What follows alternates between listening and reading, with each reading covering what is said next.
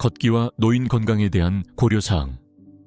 여러분은 걷기 같은 간단하고 건강한 활동이 노년기에 모든 사람에게 적합하지 않을 수 있다는 생각을 해본 적이 있나요? 정기적인 움직임이 더 나은 건강을 지원할 수 있는 것은 사실이지만 의사들은 이제 70세 이상의 일부 사람들에게는 지나치게 걷는 것이 실제로 해로울 수 있다고 경고합니다. 이는 특정 건강 상태를 악화시키고 부상의 위험을 높이며 몸에 과도한 스트레스를 줄 수 있습니다. 사실 모든 노인이 동일한 운동량에서 동등한 혜택을 얻는 것은 아닙니다. 어떤 사람들에게는 지나치게 걷는 것이 오히려 더 많은 피해를 줄 수 있습니다. 오늘의 영상에서는 걷는 양에 주의해야 할 5가지 특정 노인 그룹을 살펴보고 느리게 걷는 것이 장기 건강에 더 현명한 선택이 될 수 있는 이유를 알아보겠습니다. 관절 및 뼈 문제부터 심장 관련 우려까지 각 상태는 안전하게 활동하는데 다른 접근이 필요합니다. 끝까지 시청해 주세요. 여러분이나 소중한 사람이 일상 루틴을 조정해야 할 필요가 있는지 알아보는 방법에 대해서도 이야기할 것입니다. 그리고 몸을 너무 무리하지 않으면서 건강을 유지하는 데 도움이 되는 실용적인 팁도 제공할 것입니다. 느리게 걷는 것이 심각한 건강 문제를 예방하는 데 도움이 될 수 있습니다. 그럼 시작해 볼까요? 첫 번째, 갑작스러운 혈압 변동을 경험하는 노인들. 많은 노인들에게 혈압을 안정적으로 유지하는 것은 건강을 유지하는 중요한 부분입니다. 그러나 갑작스러운 하락이나 상승을 경험하는 사람들에게는 지나치게 걷는 것이 실제로 위험할 수 있습니다. 예를 들어 기립성 저혈압이라는 상태는 서거나 걸을 때 혈압이 급격히 떨어져 어지러움, 흐릿한 시야 또는 기절을 유발할 수 있습니다. 반면에 혈압이 잘 조절되지 않는 고혈압 환자는 신체 활동이 뇌졸중이나 심장합병증과 같은 심각한 문제의 위험을 높일 수 있습니다.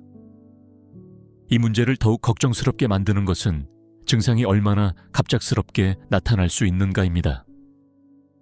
어떤 사람은 걷기를 시작할 때 괜찮다고 느끼다가도 몇 분 후에는 어지럽거나 쓰러질 것 같은 느낌을 받을 수 있습니다. 만약 혼자서 또는 야외에서 이런 일이 발생하면 넘어지거나 머리 부상을 입거나 긴급 상황으로 이어질 수 있습니다. 더욱이 어떤 사람들은 자신의 혈압이 불안정하다는 것을 모릅니다. 위험한 순간이 발생하기 전까지 문제를 인식하지 못할 수 있습니다. 예를 들어 민지 이모는 82살로 매일 걷는 것을 즐겼습니다.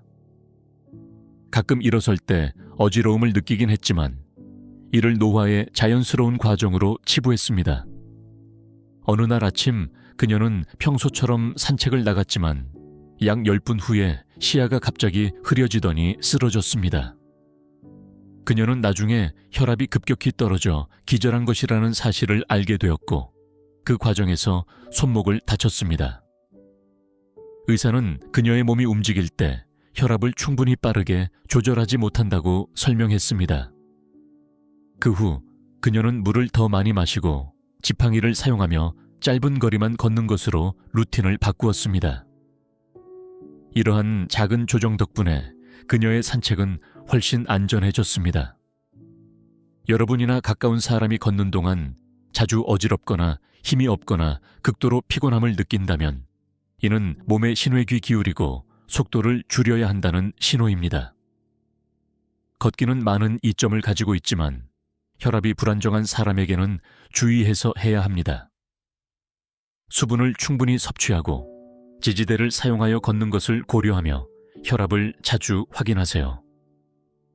경우에 따라 부드러운 앉아서 하는 운동, 가벼운 스트레칭 또는 균형 훈련으로 전환하는 것이 더 안전한 선택이 될 수 있습니다. 자신의 한계를 아는 것은 건강을 보호하고 마음의 평화를 제공합니다. 두 번째, 만성 심장 질환을 가진 노인들. 많은 노인들에게 걷기는 심장 건강을 지원하는 가장 간단한 방법 중 하나입니다. 하지만 심각한 심장 질환을 앓고 있는 사람들에게는 지나치게 걷는 것이 심혈관계에 위험한 스트레스를 줄 수 있습니다. 심부전, 불규칙한 심박수 또는 불안정한 협심증을 가진 사람들은 특히 조심해야 합니다. 과도한 운동은 숨가쁨, 어지러움 또는 갑작스러운 심장 문제로 이어질 수 있습니다. 여러분이 내딛는 모든 발걸음은 심장을 더 열심히 일하게 만듭니다. 그리고 심장이 이미 약해져 있다면 지나친 활동은 안전한 범위를 넘어설 수 있습니다.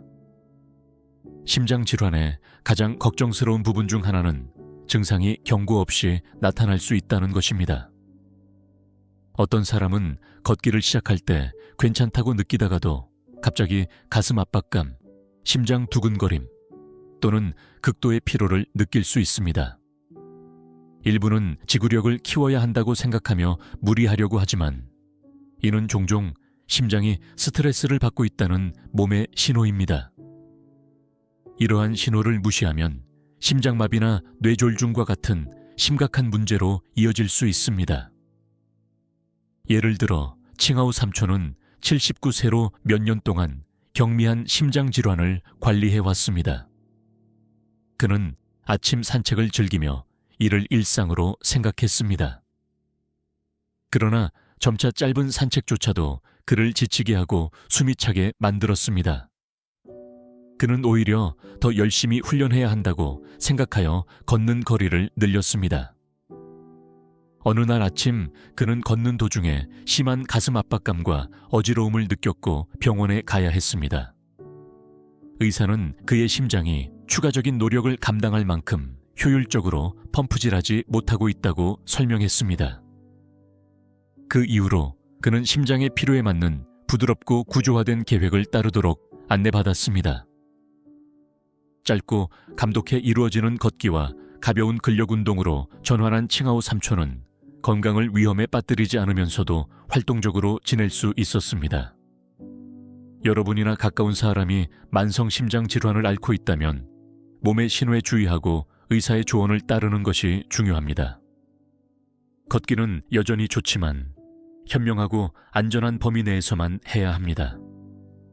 가슴 통증, 숨가쁨 또는 갑작스러운 피로와 같은 신호를 항상 인식하고 결코 무시하지 마세요. 개인화된 운동 접근법은 심장을 보호하면서도 여전히 강하게 유지하는 데 도움이 됩니다. 이 영상의 이 부분까지 시청하셨다면 2번째라고 댓글에 적어주세요. 여러분이 함께하고 있다는 것을 알고 싶습니다. 아직 구독하지 않으셨다면 구독 버튼을 클릭하고 알림벨 아이콘을 눌러 업데이트를 받아보세요. 여러분의 지원은 우리가 여러분의 여정에 맞는 사려 깊고 유용한 콘텐츠를 계속 공유하는 데 도움이 됩니다. 이제 계속 진행해 볼까요? 3번째, 수술이나 부상에서 회복 중인 노인들. 노인들이 간과하는 위험 중 하나는 수술이나 부상 후 너무 빨리 걷는 것입니다.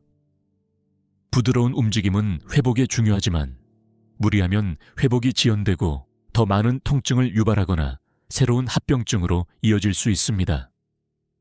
고관절 또는 무릎 교체 수술, 골절 또는 근육 염좌 등 어떤 경우든 몸은 긴 산책이나 격렬한 활동을 감당하기 전에 충분한 휴식과 재건 시간이 필요합니다. 걷기는 간단해 보이지만 실제로는 많은 신체 부위에 동시에 압력을 가합니다. 근육, 뼈, 관절, 힘줄이 모두 함께 작동해야 합니다.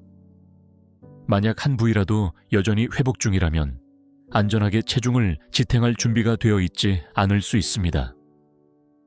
지나치게 걷는 것은 부풀어 오름, 통증 또는 재부상을 초래할 수 있으며 이는 회복을 몇 주 또는 몇 달 지연시킬 수 있습니다. 예를 들어 고관절 수술을 받은 사람이 집안에서 걷는 것은 괜찮다고 느낄 수 있지만 걸음수를 너무 빨리 늘리면 문제가 발생할 수 있습니다. 관절 약화, 근육 염좌 또는 넘어짐과 같은 문제가 생길 수 있습니다. 이는 무릎 교체 수술을 받은 75살 지은 이모에게 일어난 일입니다. 그녀는 자신의 일상으로 돌아가고 싶어 했고 게으르다고 느끼고 싶지 않아 의사가 권장한 것보다 훨씬 더 많이 걷기 시작했습니다. 처음에는 개선되고 있다고 생각했지만 곧 무릎의 날카로운 통증과 부풀어 오름, 그리고 긴장감을 느꼈습니다. 후속 검사에서 그녀는 부드러운 조직에 과도한 스트레스를 주어 회복이 지연되었다는 것을 알게 되었습니다. 느리고 꾸준한 걷기 계획으로 전환했을 때 그녀의 회복은 훨씬 더 잘 진행되었고 추가적인 문제 없이 힘을 회복했습니다. 여러분이나 소중한 사람이 부상이나 수술에서 회복 중이라면 한 걸음씩 천천히 진행하세요. 의사나 물리치료사의 지침을 철저히 따르고 몸이 보내는 신호를 무시하지 마세요. 걷는 동안 통증, 부풀어 오름 또는 비정상적인 피로를 느낀다면 잠깐 멈추고 더 쉽게 진행해야 한다는 신호입니다. 회복은 단순히 움직이는 것이 아니라 몸이 안전하게 치유될 수 있도록 하는 것이며 그렇게 하면 더 강하게 돌아올 수 있습니다. 네 번째, 심각한 말초신경병증을 앓고 있는 노인들. 많은 노인들에게 걷기는 자연스럽고 일상적인 활동처럼 느껴집니다. 그러나 심각한 말초신경병증을 앓고 있는 사람들에게는 걷기가 불편할 뿐만 아니라 위험할 수 있습니다. 신경병증은 종종 발과 다리의 신경에 영향을 미쳐 무감각, 따끔거림, 약함 또는 날카로운 통증을 유발하여 땅을 느끼거나 균형을 유지하기 어렵게 만듭니다. 이는 넘어지거나 부상을 입을 위험을 증가시킵니다. 가장 큰 위험 중 하나는 손상된 신경이 뇌가 압력이나 통증을 감지하는 것을 방해할 수 있다는 것입니다. 즉, 신경병증이 있는 사람은 발목을 삐거나 발에 상처가 생겨도 이를 인식하지 못할 수 있습니다. 이러한 부상은 너무 오랫동안 치료되지 않아 감염, 궤양 또는 매우 심각한 경우에는 절단이 필요할 수 있습니다. 예를 들어 팔팔한 80세 준호 씨는 당뇨병성 신경병증 진단을 받았습니다. 그는 오랫동안 이웃을 산책하는 것을 즐겼습니다. 그러나 시간이 지나면서 그의 발이 점점 더 무감각해지기 시작했습니다. 어느 날 긴 산책 후 그는 발바닥에 깊은 물집이 생긴 것을 발견했습니다. 그는 그것을 전혀 느끼지 못했고 몇 시간 동안 그 위에서 계속 걸었습니다. 그가 그것을 발견했을 때 상처는 이미 감염되었고 회복을 위해 몇 주간의 의료치료가 필요했습니다. 그의 의사는 그에게 긴 산책을 제안하고 적절한 신발을 착용하며 매일 발을 확인하라고 권장했습니다. 이러한 변화를 통해 준호 씨는 더 이상의 피해를 방지하면서도 활동적으로 지낼 수 있었습니다. 여러분이나 가까운 사람이 말초신경병증이 있다면 더욱 조심하는 것이 중요합니다. 지지력이 있는 신발, 안전한 걷기 표면, 그리고 균형 훈련이 넘어지거나 다칠 위험을 줄이는 데 도움이 될 수 있습니다. 더욱 중요한 것은 정기적인 발 검사와 의사 방문입니다. 이러한 단계는 작은 문제가 심각해지기 전에 발견하는 데 도움이 됩니다. 그리고 더 심각한 경우에는 수영, 태극권 또는 앉아서 하는 운동과 같은 부드러운 형태의 활동으로 전환하는 것이 더 안전하고 지속 가능한 선택이 될 수 있습니다. 이 영상의 이 부분이 도움이 되셨다면 아래에 네 번째라고 댓글을 남겨주세요. 여러분이 여전히 보고 있다는 것을 알고 싶습니다.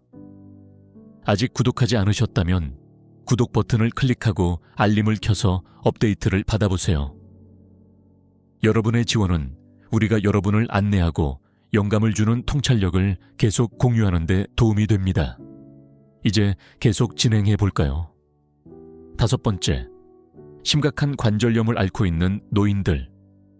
의사들이 일부 노인들에게 걷기를 제한할 것을 권장하는 가장 일반적인 이유 중 하나는 심각한 관절염입니다. 많은 노인들이 관절 통증이나 뻣뻣함을 앓고 있지만 진행된 골관절염이나 류머티스 관절염을 앓고 있는 사람들은 지나치게 걷는 것이 오히려 상태를 악화시킬 수 있습니다. 이는 관절, 특히 무릎, 고관절, 발목이 매번 걸음을 내디딜 때 몸의 전체 체중을 지탱하기 때문입니다. 그리고 이러한 관절의 보호 연골이 이미 마모되고 있다면 과도한 사용은 시간이 지남에 따라 부풀어 오름, 뻣뻣함, 그리고 추가적인 손상을 초래할 수 있습니다. 많은 사람들이 더 많은 움직임이 항상 더 나은 건강을 의미한다고 오해합니다. 어떤 사람들은 통증을 견디며 걷기를 시도하지만 관절이 염증이 있거나 연골이 얇아질 때는 강제로 움직이는 것이 뼈끼리 마찰을 일으켜 통증을 증가시키고 마모를 가속화할 수 있습니다. 장기적으로는 일상적인 작업인 일어나는 것, 구부리는 것, 또는 방을 가로지르는 것조차 더 어려워질 수 있습니다. 예를 들어 대연 씨는 81살로 항상 아침 산책을 즐겼습니다. 그러나 세월이 흐르면서 그는 매번 걷고 나면 무릎이 뻣뻣하고 부풀어 오른다는 것을 알게 되었습니다. 그럼에도 불구하고 그는 계속해서 나아가야 한다고 믿으며 스스로를 밀어붙였습니다. 하지만 통증은 점점 심해졌고 곧 계단을 오르거나 오랜 시간 서 있는 것도 힘들어졌습니다. 의사는 지나치게 걷는 것이 그의 관절염을 악화시키고 있다고 설명하며 다른 접근 방식을 권장했습니다. 수영이나 자전거 타기와 같은 부드럽고 낮은 충격의 활동. 이러한 움직임은 그가 관절 주변의 근육을 강화하면서도 추가적인 부담을 주지 않도록 해주었습니다. 이러한 변화를 통해 대연 씨는 통증이 줄어들고 유연성이 증가하며 새로운 에너지를 느꼈습니다. 여러분이나 가까운 사람이 심각한 관절염으로 고통받고 있다면 몸의 신호에 주의 깊게 귀 기울이는 것이 중요합니다. 지나치게 걷는 것이 더 해롭다면 대안적인 방법으로 활동을 유지하는 것을 고려하세요. 의자 운동, 스트레칭 또는 수중 운동과 같은 방법이 관절을 보호하면서도 전반적인 이동성과 건강을 지원하는 데 도움이 될 수 있습니다. 진정한 웰빙은 단순히 움직이는 것이 아니라 나이 드는 몸의 필요를 존중하며 현명하고 부드럽게 움직이는 것입니다. 마지막 생각들. 오늘 영상의 끝에 다다르면서 걷는 양을 제한해야 할 수 있는 5가지 노인 그룹에 대해 조용히 생각해 봅시다. 걷기는 종종 활동적이 되는 가장 간단한 방법 중 하나지만 모든 사람에게 항상 적합한 선택은 아닙니다. 여러분이나 소중한 사람이 이러한 범주에 속한다면 루틴을 조정하고 몸의 신호에 귀 기울이는 것이 불필요한 통증, 부상, 심지어 심각한 합병증을 예방하는 데 도움이 될 수 있습니다. 이러한 상황이 여러분에게 익숙하게 느껴지나요? 여러분이나 소중한 사람에게 이러한 신호가 나타난 것을 보셨나요? 우리는 여러분의 이야기를 듣고 싶습니다. 댓글로 여러분의 경험을 공유해 주세요. 여러분의 경험은 유사한 건강 문제를 겪고 있는 다른 이들에게 길잡이와 지원이 될 수 있습니다. 이른이 넘어서도 웰빙을 보호하는 것은 단순히 더 많이 움직이는 것이 아니라 더 스마트하게 움직이는 것입니다. 짧은 거리 걷기, 낮은 충격 활동 선택, 필요할 때 보조도구 사용과 같은 작은 배려가 여러분을 더 안전하게 유지하면서도 이동성을 지키는 데 큰 도움이 될 수 있습니다. 오늘 몸을 돌보는 것은 앞으로 더 많은 자유와 건강, 그리고 더 풍요롭고 의미 있는 삶을 즐길 수 있도록 보장합니다. 여러분과 함께 시간을 보내주셔서 정말 감사합니다. 가시기 전에 아래에 댓글을 남겨주세요. 오늘 배운 한 가지는 무엇이며 이를 삶에 어떻게 적용할 계획인가요? 여러분의 목소리는 중요하며 여러분의 이야기는 우리에게 힘과 목적을 줍니다. 우리는 모든 댓글을 읽으며 그것들이 우리가 하는 일의 이유를 상기시켜 줍니다. 이 영상이 도움이 되셨다면 좋아요를 눌러주시고 구독하며 도움이 될 수 있는 사람과 공유해 주세요. 여러분의 지원은 우리가 정보와 영감을 주는 콘텐츠를 계속 제작하는 데 도움이 됩니다. 다시 한번 시청해 주셔서 감사합니다. 다음 영상에서 뵙기를 기대합니다.